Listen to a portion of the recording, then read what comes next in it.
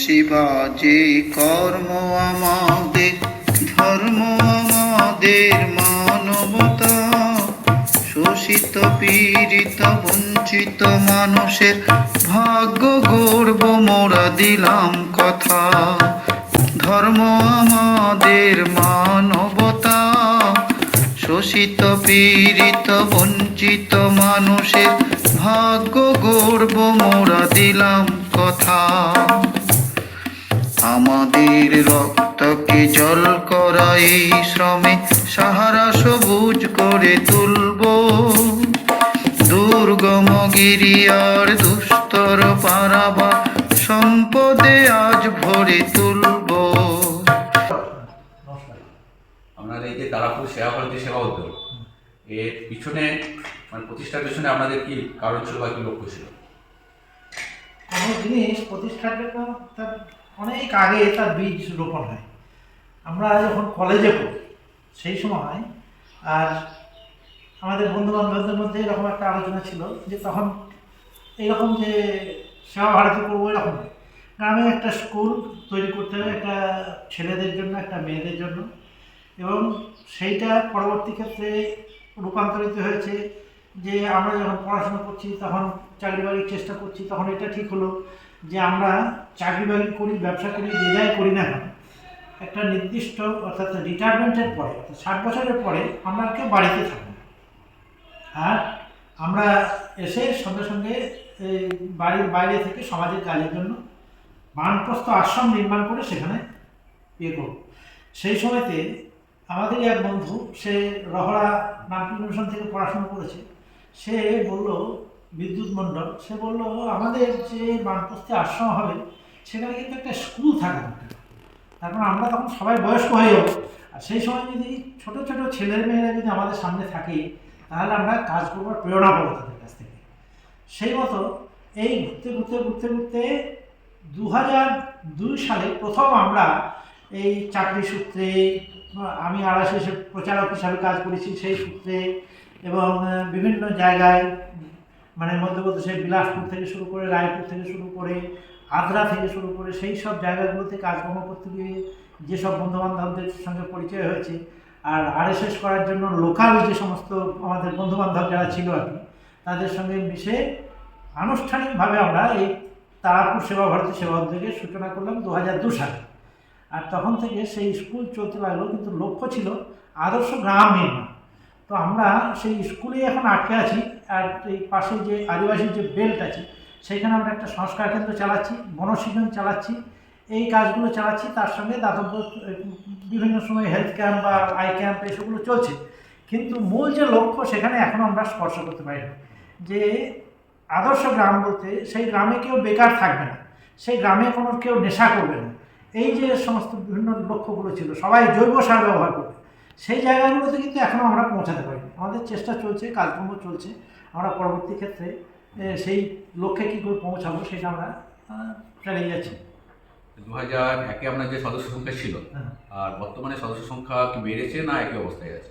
2002-এ আমরা যখন বসি সেই সময় আমরা 30 জন বোধহয় সদস্য আমরা সেই সময় হয়েছিল আমাদের ইয়েতে।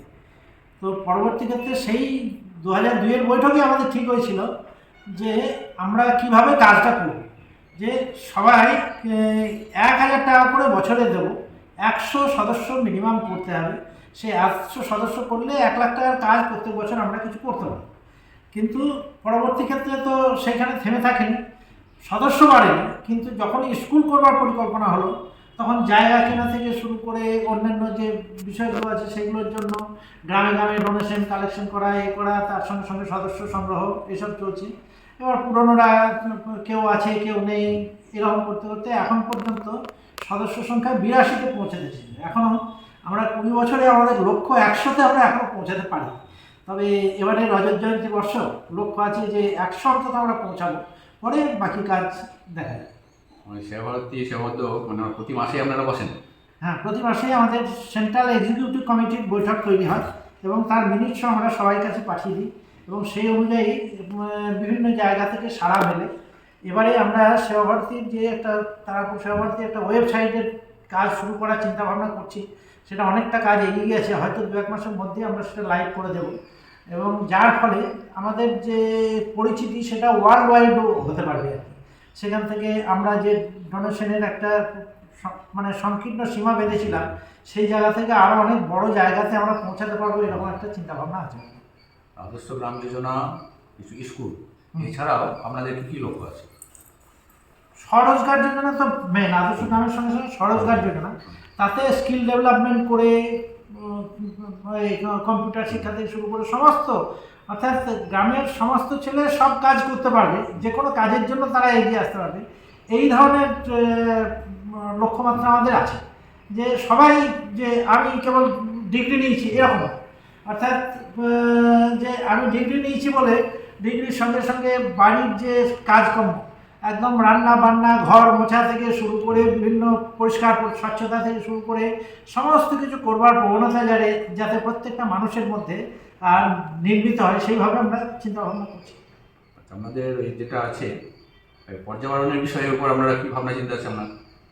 পর্যাবরণের বিষয়ে আমরা তো গাছ লাগাবো, প্রথমে একটা জিনিস চিন্তা করেছি যে গাছ লাগাবো। আর একটা লক্ষ্য হচ্ছে যে আমরা এই যে জলের সংকটে সারা বিশ্বে দেখতে পাচ্ছি, সেই জন্য আমরা প্রত্যেকটা বাড়িতে যাতে কী বল কাজ এখনও চলছে, জল সংগ্রহ ওইভাবে আর কি, নালী দিয়ে জলটা চলে যাবে না, আর সেইখানটাতে ইয়েটা তৈরি করে বালি, পাথরকুচি, ইট এই সমস্ত দিয়ে জলটা যাতে সেই ইয়েতে জল স্তর যাতে না কমে যায় আর কি, সেই জন্য চেষ্টা করি। জল সংরক্ষণ, পর্যাবরণ উপর গাছ লাগানো, এই কাজগুলো চলছে। হ্যাঁ, এছাড়া আপনাদের যেটা এই বানপ্রস্থির প্রতিষ্ঠা দিবসে কি কোনো বড় প্রোগ্রাম হয়? বানপ্রস্থির প্রতিষ্ঠা দিবসে আমাদের এখানটায় ভারত মাতা পূজনের একটা কার্যক্রম হয়, সেখানে তাকে কেন্দ্র করে আর কালচারাল কম্পিটিশন, বিভিন্ন বিষয়ের উপর কম্পিটিশন হয়, এবং ভারত মাতা পূজনে এখানে 40-50টা গ্রাম থেকে সমস্ত লোকেরা এসে তাতে অংশগ্রহণ করে, আর 4-5 হাজার ভক্তেরা সমস্ত প্রসাদ পায়। এছাড়া বিভিন্ন বিষয়ের উপরে কম্পিটিশন হয়। এখানে আশেপাশে 8-10টা যে স্কুল আছে, সেই সমস্ত স্কুল থেকে যারা ফার্স্ট সেকেন্ড হয়, ছেলেদের মধ্যে যারা ফার্স্ট, মেয়েদের মধ্যে যারা ফার্স্ট, তাদেরকে আমরা মেধা সম্বর্ধনা দিই। আর এই স্কুলগুলোর মধ্যে যারা হায়েস্ট পায় তাদেরকে আমরা ওই সরজাক্ষ স্মৃতি পুরস্কার এবং শরৎ স্মৃতি পুরস্কার, এই দুটো পুরস্কার আমরা তাদেরকে দিই। শ্রমের মূল্য দিয়ে আমরা করব দুর্ভাগ্য জীবনের মর্ম ব্যথা, শোষিত পীড়িত বঞ্চিত মানুষের ভাগ্য গর্ব মোরা দিলাম কথা। অন্যের মুখ থেকে অন্ন যে কেড়ে খাবো, আমরা তেমন নই নিষ্ঠুর, বরং মুখের গাছ দুঃখীর মুখে দিয়ে হাত যে মেলায় হাত বন্ধু। ভরাই রিক্ত প্রাণে সূর্য শক্তি আর শেখায় কঠিন পথে নির্ভরতা, শোষিত পীড়িত বঞ্চিত মানুষের ভাগ্য গর্ব মোরা দিলাম কথা। জীবনের সংগ্রামে এ সমাজ সংসার সুস্থ সবল করে তুলব, অন্নে বস্ত্রে আর উন্নত শিক্ষায় সুখের স্বর্গ গড়ে তুলব। আপন স্বার্থ ভুলে পরার্থে দিয়ে প্রাণ করব যে সার্থক এ স্বাধীনতা, শোষিত পীড়িত বঞ্চিত মানুষের ভাগ্য গর্ব মোরা দিলাম কথা। জনসেবা যে কর্ম আমাদের, ধর্ম আমাদের মানবতা, শোষিত পীড়িত বঞ্চিত মানুষের ভাগ্য গর্ব মোরা দিলাম কথা। জনসেবা যে কর্ম আমাদের, ধর্ম আমাদের মানবতা, শোষিত পীড়িত বঞ্চিত মানুষের ভাগ্য গর্ব মোরা দিলাম কথা। জনসেবা যে কর্ম আমাদের, ধর্ম আমাদের মানবতা, শোষিত পীড়িত तत्र भारतं भारतं भारतं भवतु भारतं नीतितात्विकं